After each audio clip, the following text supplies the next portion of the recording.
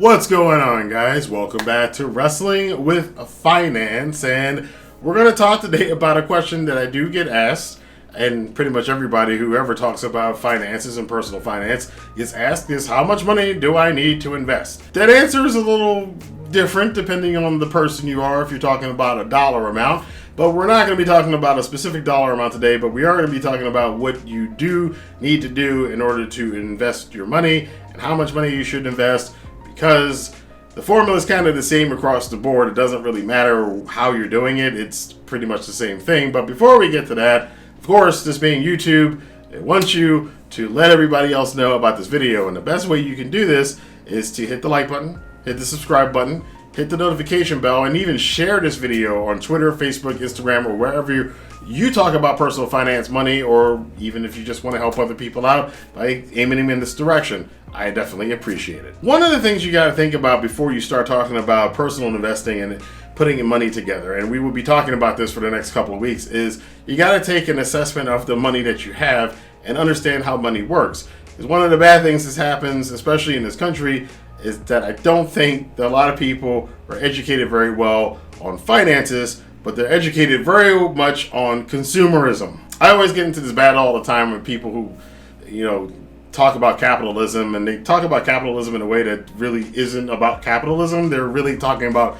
consumerism, but I don't think they really know what the two words actually mean.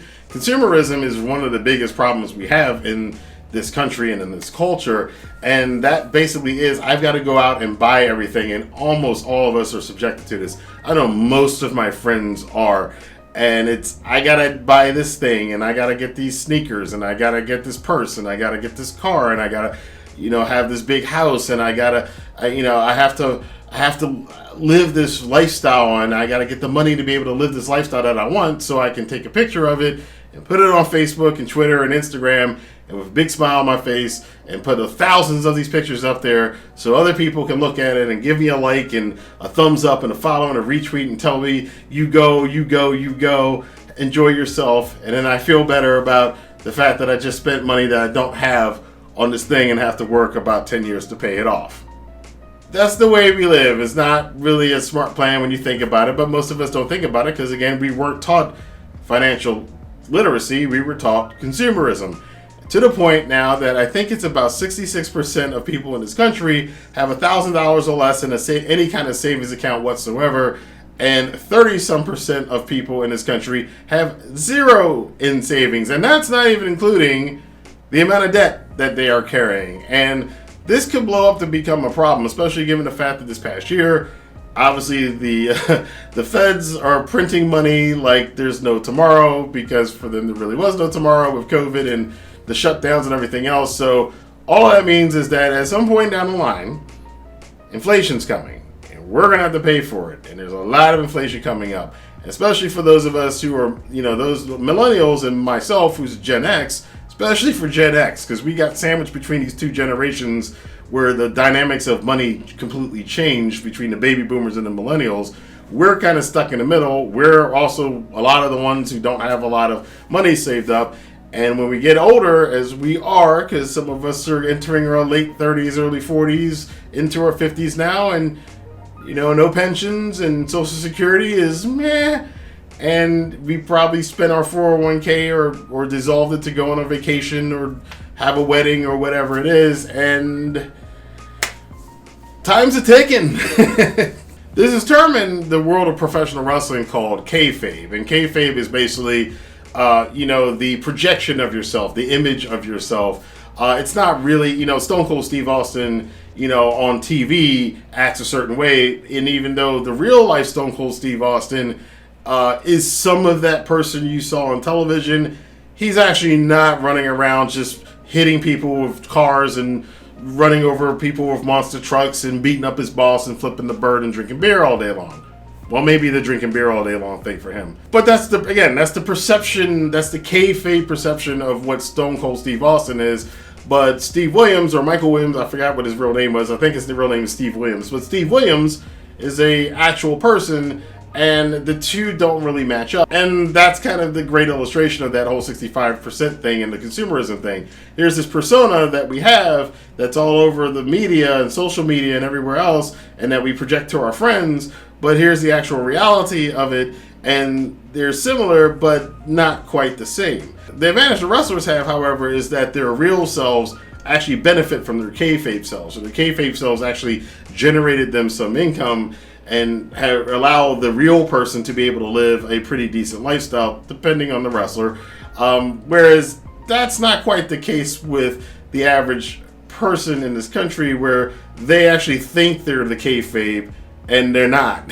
And that reality comes crashing down pretty hard sometimes on people. I mean, I do have, it does kind of blow my mind. Like, I do have a lot of friends who are they're in bad shape, and they're financially, and they're telling me these things, and I keep looking and going, you're going to be hurting pretty soon. We're getting old. It's time. It's past the time to really get this in order. So that begs the question: if somebody's trying to get in order, especially if you're in your 30s or 40s, you didn't start in your 20s like some of the millennials did. Is it too late, and how much do you need to do? It's not too late, but you're probably going to have to be a little bit more creative. And once you learn how to be more creative, don't try to get rich quick schemes. They are never really good at all. But here's a good example. We're going to use a round number like 1,000. So say $1,000 is what you need per week in order to live and exist.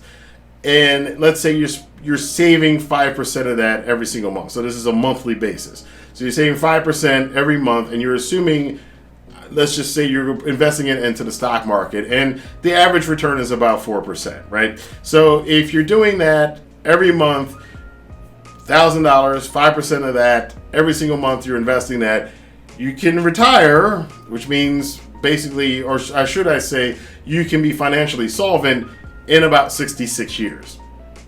And unfortunately, that actually is the case of most people. They're not really saving that much. That is about the average for the people who are doing okay, which, again, as I described earlier, the average in what's okay is actually really not that good. So that's the situation most people find themselves in, and that's the people who are actually saving, not the people who aren't saving anything. So if you go up a little bit more, if you go up to 30%, out of $1,000 a month, if that's what you're saving, you're actually cutting it down considerably, going up to 30% from 5%, and then it's only 25 years, again, for you in order to be able to be financially solvent or retire or whatever you want to do. Now, for some of you who are in your late 20s, early 30s, it's probably a good thing too, because you'll still be in your 50s, and you'll still be able to, you'll be spry. You can still get out there and travel and go see things and do whatever it is you want to do. Now, for people who are very, very frugal, you can probably really start stretching this. And again, this is based off of $1,000 a month if that's your expenditure. But this really means anything for any budget that you have. If you save 50% of that income that you're getting in, again, comparative to what your monthly expenditures are, you save 50% of that every single month. Then in 17 years will be time that you can retire, which is actually pretty good. And when I found this out, it actually kind of ticked me off a little bit, because it means I probably could have retired if I knew this 17 years ago. Internet, where were you then? You can really stretch it. Now, this is really stretching. This is like if you're really, really trying to live below your means. You can do 65% of that.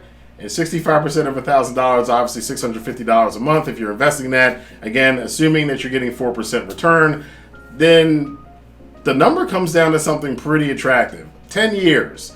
You can retire in 10 years. This is probably even easier if you have a spouse or a partner that you're living with. If you guys can put 65% of your your monthly expenditures away every single month for 10 years, you can do whatever you want to. And again, when I say you can retire, I mean you can be financially solvent, meaning that you won't have to really work anymore for money. Your bills are pretty much covered by your investment. And at the end of the day, when you're trying to figure all this stuff out for what your number is actually going to be, that's what you have to kind of take into account. That once you get that much money invested, it doesn't just stop there. It keeps going after that. And then at that point in time, you're hopefully your return is, the percentage of your return is rising along with the cost of living. And again, that's why they say once you get to that certain point, your retirement point, that number, that magic number that you can retire or become solvent on, the money should never run out unless the entire world collapses, and at that point in time, money's really probably not going to be a big concern for you. I really want to stress this though, because it does kind of concern me, because people I care about a lot in this world, I see them doing things, and some of you out there who have been following my other channel, some of you guys I've talked to every once in a while. We're friends, online, and some of you I met in real life. I have some real life friends that come from this YouTube thing, and it worries me, because I know even with what I've been doing the past couple years and getting my financial ship in order, I still have a long way to go, and there's people who aren't even anywhere close to where I'm at. They're far behind. The debt is ridiculous, and they just keep living, and then they keep going on these extravagant vacations and buying new stuff all the time. And I'm like, and they always, it's a joke now, like, oh, I have no money. Oh, yeah, I'm in debt.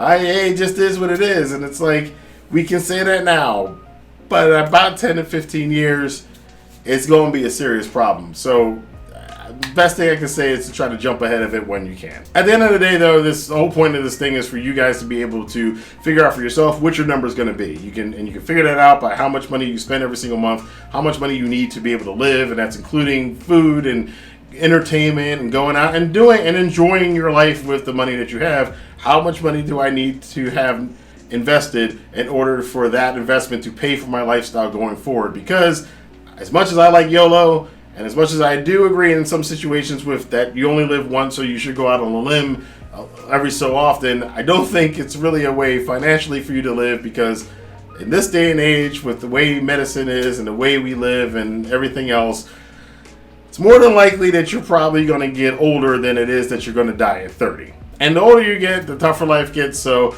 I know this might sound a little doom and gloom, but it won't be. And we're going to go through that journey on this channel, because I'm going to be doing a lot of videos about this, because I was there, how to go from being somebody who had a lot of debt to being somebody that has no debt and is actually growing and paying himself every single month, or herself, or their self, instead of paying a bunch of other people and making them rich. Make yourself rich, or at least financially solvent.